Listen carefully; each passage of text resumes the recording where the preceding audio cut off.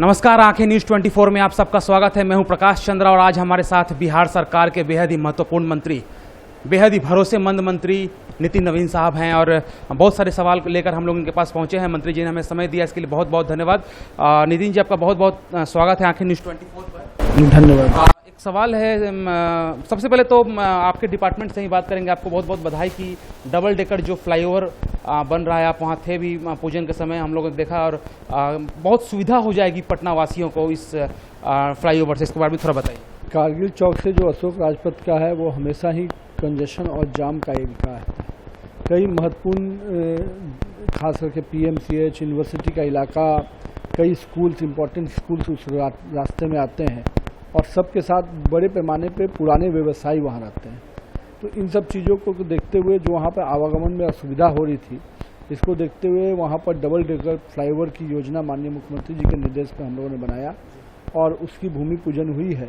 और हम लोग का पूरा प्रयास है कि जहाँ पर पीएमसीएच में हम लोग उसको डायरेक्ट कनेक्टिविटी दे रहे हैं, यानी बिहार भर से जो लोग भी पीएमसीएच आना जाएंगे और आने और जाने दोनों के लिए स्पेशल कनेक्टिविटी रहेगी और वो सीधे पीएमसीएच के पार्किंग से जुड़ेगी। साथ ही साथ यूनिवर्सिटी में जो बच्चे बाहर से पढ़ने आते हैं थे उनको भी इस आवागमन का सुविधा मिलेगा। और सबसे बड़ी बात है, जो व्यवसायी हैं जो नीचे है वो सुरक्षित रूप से अपना व्यवसाय भी कर पाएंगे। तो इस डबल डेकर फ्लाईओवर को हम लोग 36 महीने में कंप्लीट करने की योजना रखे हैं और हम लोग को उम्मीद रहता है कि समय से पहले हम इस काम को कर लेंगे। अच्छा, एक सवाल है सर कि सुविधा तो बहुत हो गया है पटना में, जबकि बाहर के लोग जब आते थे पटना में तो कहते थे कि बहुत ज़्यादा जाम की समस्या है, बहुत सारे ऐसे फंडा में यहाँ पर संसाधन की कमी है। लेकिन अब जब हम लोग पटना के सड़क पर अगर पैदल भी यातायात कर रहे हैं तो समझ में आ रहा है कि विकास कितना हुआ है पिछले 15 सालों में। देखिए, विकास जो है वो अपने आप में निरंतर प्रक्रिया है और मेरा मानना है कि पिछले 15 वर्षों में बिहार में जब से हम लोगों ने जंगल राज से मुक्ति मिली, विकास सरकार की प्राथमिकता में रहा और यही कारण है कि पटना सहित पूरे राज्य में सड़कों से लेकर स्वास्थ्य के क्षेत्र में और आप कह सकते हैं इंफ्रास्ट्रक्चर में, फिर कृषि के क्षेत्र में, हर सेगमेंट में माननीय मुख्यमंत्री जी और भारतीय जनता पार्टी की सरकार ने काम किया। और ख़ास करके जो योजनाओं का लाभ है वो गरीब व्यक्ति तक पहुँचे, जो माननीय प्रधानमंत्री जी ने लगातार इस विषय पे सोच रखी और उसके अनुरूप प्रधानमंत्री जी की सोच और बिहार की सरकार ने उस अनुरूप काम किया। लेकिन अच्छा, एक बात बताइए, सरकार तो काम तो बहुत कर रही है और तीसरी लहर जो है वो भी अब कहीं ना कहीं दस्तक पर खड़ी है। मतलब ऐसा लग रहा है जिससे जातीय जनगणना पर बहुत ज़्यादा हाउचाव मचा हुआ है और लोग जो हैं सो डरे हुए हैं तीसरे लहर से। तो ऐसा प्रतीत हो रहा है जैसे एग्ज़ाम जो है वो मैथमेटिक्स का है और हम लोग तैयारी हिंदी की कर रहे हैं। आपको ऐसा नहीं लग रहा कि जिस प्रकार से जातीय जनगणना को लेकर बवाल मचा हुआ है और संकट जो है वो कोरोना का कहीं ना कहीं है? जो संकट कोरोना का है, जो थर्ड वेव की बात है, उसकी तैयारी सरकार ने कर रखी है और सरकार के एजेंडे में क्लियर है कि हमको करना क्या है और उसकी जो थर्ड वेव को लेकर जो पूरी तैयारी है उसको किया गया है। और यही कारण है कि आज हम टेस्टिंग को भी उसी हिसाब से लेके चल रहे हैं और वैक्सीनेशन ड्राइव को भी हम लोग उसी हिसाब से लेकर। आज प्रदेश में मात्र पिछले 3 से 4 महीने में 4 करोड़ से वैक्सीन हो गए और साथ ही साथ टेस्टिंग भी हम लोग प्रत्येक दिन का जो टेस्टिंग हम लोग का है उसके दर को हम लोगों ने घटाया नहीं है। तो हम लोग को जो कोरोना को रोकने के लिए जो अपने रोकथाम, साथ में जो एडिशनल तैयारियां हैं, चाहे हॉस्पिटल्स हो, ऑक्सीजन की सप्लाई हो, उन सब चीज़ को स्ट्रेंथन किया गया है। तो जहाँ तक बाकी राजनीतिक मुद्दे हैं वो सब लोग उठाते हैं, लेकिन उससे विकास के कामों में और सरकार की माइंडसेट में कोई परिवर्तन नहीं आता। सर, तेजस्वी यादव तो कह रहे हैं कि अगर जातीय जनगणना पर प्रधानमंत्री जवाब दें, निर्णय बताएं कि करेंगे या नहीं करेंगे। तो तेजस्वी यादव के जवाब देने के लिए तो हम लोग बैठे नहीं हैं। तेजस्वी यादव जी को मालूम है कि केवल वो समाज और धर्म को बांटकर राजनीति करते हैं। मैं तो उनसे हमेशा पूछता हूँ कि जिस जातीय जनगणना की बात करते हैं तो जातीय जनगणना के आधार पर जिस चीज़ की लाभ की बात करते हैं, क्या वो अपने पार्टी में उस जातीय जनगणना को कराएंगे?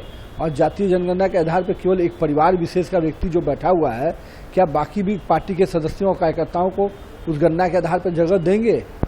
तो पहले तो अपने घर को, अपने पार्टी को पहले ठीक करें, उसके बाद समाज और दुनिया को ठीक करने की बात करें। नितिन नवीन से मेरा अंतिम सवाल है कि गठबंधन धर्म तो लगातार पालन हो रहा है सब जगह से, लेकिन आपको पता है कि 25 सितंबर को हरियाणा के जिंद में देवीलाल जी का जन्म दिवस मनाया जा रहा है और तीसरे मोर्चे के सभी बड़े नेता वहां पहुंच रहे हैं। जदयू की तरफ से भी ऑफिशियल बता दिया गया है कि नीतीश कुमार वहां पहुंच रहे हैं, ममता बनर्जी पहुंच रही हैं, HD देवगौड़ा रहेंगे, सभी जो तीसरे मोर्चे के नेता होंगे वो पहुंच रहे हैं। आपको ऐसा नहीं लगता कि कहीं ना कहीं कोई ना कोई स्थिति ऐसी पैदा हो जाएगी कि फिर रस्सी जो है कभी इधर से कभी उधर से कभी इधर से खींची जाएगी?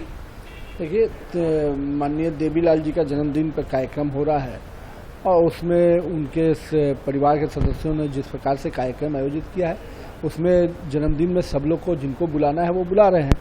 इससे राजनीतिक कोई घटनाक्रम घटने वाला है ऐसा तो मुझे नहीं लगता है। लेकिन फिर भी जो लोग इस मुगालते में हैं तो कि तीसरा मोर्चा या चौथा मोर्चा या पांचवा मोर्चा, पहले तो ये तय होना चाहिए कितना मोर्चा।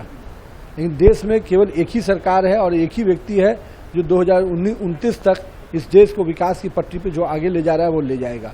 माननीय प्रधानमंत्री नरेंद्र मोदी जी के नेतृत्व में देश में विकास का काम हो रहा है, राज्य में भी हम लोग लगातार काम कर रहे हैं। इसलिए कौन मोर्चा बैठता है कौन उठता है, इसे ये थके हारे हुए हताशा में रहने वाले लोगों का कोई मोर्चा अगर बनेगा भी तो उस मोर्चा से न भारतीय जनता पार्टी को न एनडीए गठबंधन को कोई तकलीफ है। यानी नीतीश कुमार वहां पहुंच रहे हैं तो आप लोगों को कोई समस्या ऐसे नहीं है? नीतीश जी अगर उनके जन्मदिन में जा रहे हैं, समाजवादी नेता रहे हैं देवीलाल जी, उनके जन्मदिन में जा रहे हैं, उससे कोई हमको कोई समस्या नहीं है। आपने कहा भी तीसरा मोर्चा, मैं उसकी बात किया। लेकिन बड़े बड़े नेता को वहाँ जैसे जुटान हो रहा है, ममता बनर्जी को बुलाया जा रहा है, दोनों बातों को मिलाने से नहीं चलेगा। देवीलाल जी का जन्मदिन है वो एक विषय है, उसमें सब लोग जा सकते हैं जिनको भी निमंत्रण रहेगा। जो मोर्चा की बात आप कर रहे हैं तो मोर्चा में जो लोग बनाने के कवायदा में है उनको मुबारक हो, लेकिन बिहार और देश में कुछ फर्क नहीं पड़ने वाला है।